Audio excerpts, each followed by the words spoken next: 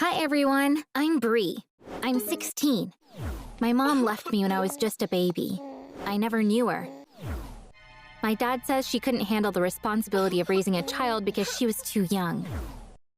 One morning, she went out to the grocery store and never came back. My grandmother raised me.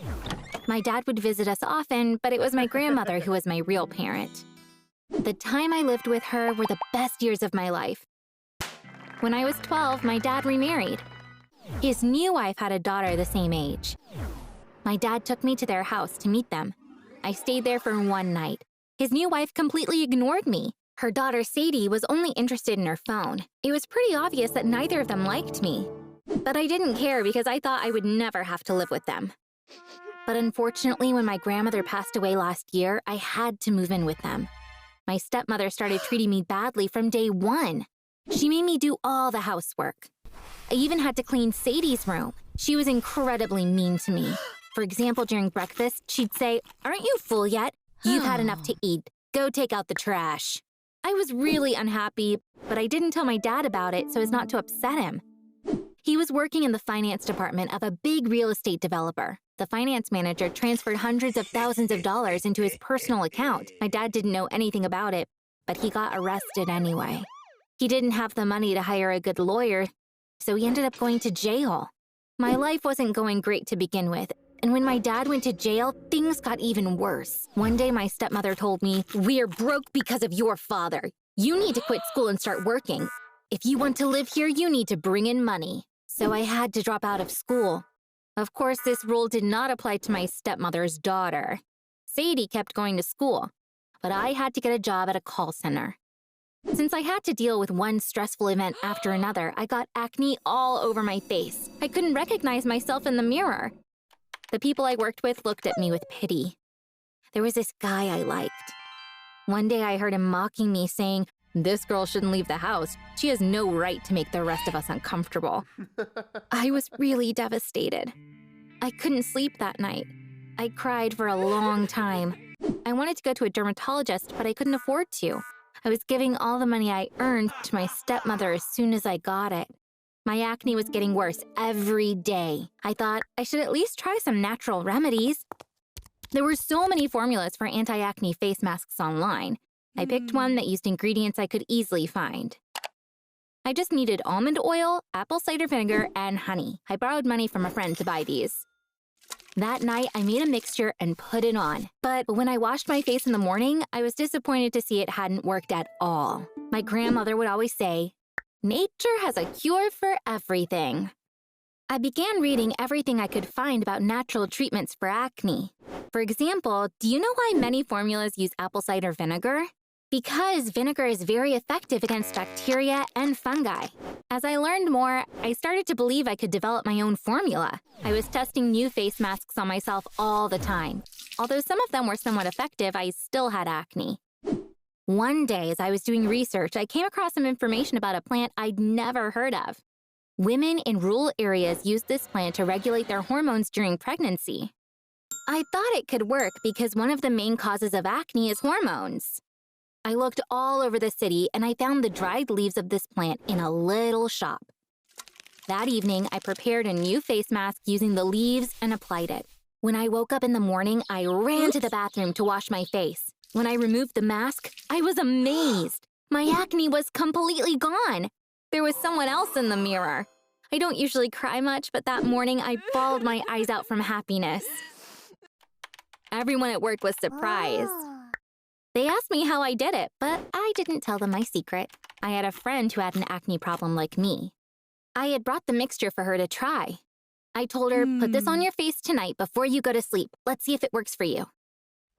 Next morning, I woke up because my phone was ringing. My friend was video calling me. She was so excited. "There's not one spot left on my face. Bree, this is the magic cure. You can become a millionaire selling this stuff, and you'll deserve every penny," she said, thanking me over and over again.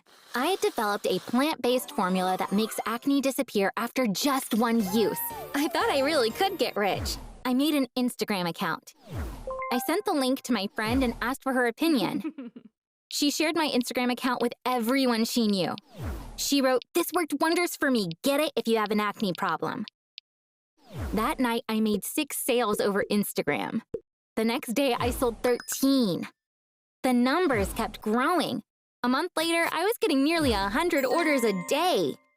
People wanted even more, but I couldn't produce the masks fast enough. Why? Because I could only work at night so that my stepmother and Sadie wouldn't find out.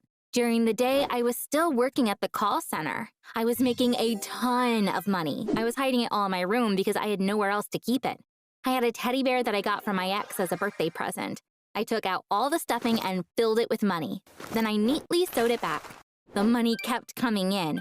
I bought another teddy bear. I stuffed it with money just like the other one. I kept buying more and more and ended up with 13 teddy bears in my room. I had to find another hiding place soon because having that many teddy bears didn't look normal. After a while, my worst fear came true. My stepmother called me while I was at work. I picked up the phone. "What is this money inside a teddy bear? Is that yours?" she asked. I was caught by surprise, so I said something ridiculous. My stepmother said angrily, "My friend's son had an appendectomy. Sadie saw all these teddy bears in your room. We thought we could bring one of them to the boy as a gift. While he was playing, he realized it was full of money. Whose money is this? You'll have to explain this to me tonight." I was in such a panic.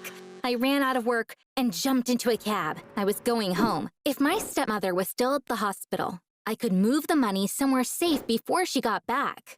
Good plan, but where would I take it? I had an idea. There was someone I could ask for help. I called the friend who was so grateful to me for treating her acne and was thanking me every chance she got. I told her briefly about what was happening.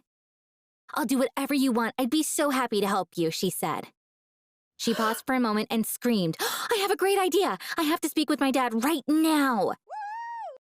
I was so relieved when I got home because no one was there.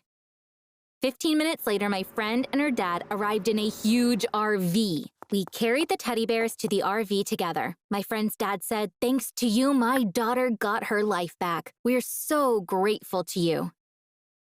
We went to an RV park all the way across the city. My friend and her dad got in a cab and went home. Yes, this was my friend's idea. I was going to live in their RV for a while. I was feeling really good about myself because from now on, I could do whatever I wanted. I got rid of my old phone so that my stepmother wouldn't be able to reach me and got a new one. I had something important I had to do. I searched online for a lawyer and found one. I met him in his office the next day. I ended up hiring him to look into my dad's case. My stepmother wouldn't tell me where my father was being detained so that I wouldn't be able to visit him. So first off, the lawyer had to find out where my dad was. Then I went and bought a whole bunch of the ingredients I used to make the acne mask. I was going to convert the RV into a small lab. Meanwhile, the lawyer called.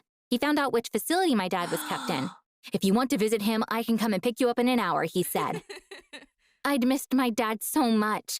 The second I saw him in his prison clothes, I started crying. The lawyer left us alone. I told my dad everything. He was so sad to hear what I'd gone through. He said, "Your stepmother never comes to visit me. I was so worried about you because I had no way of knowing how you were. I'm going to divorce her as soon as I leave this place and I'll be a better father to you," and he hugged me. Then we talked to the lawyer. He said that there wasn't enough evidence to keep my father in jail.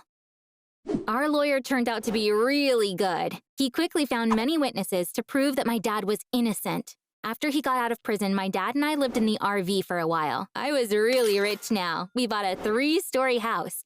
I turned the entire top floor into a lab. I hired 4 people. Sorry, 5, because my friend who helped me out is now working with me as well.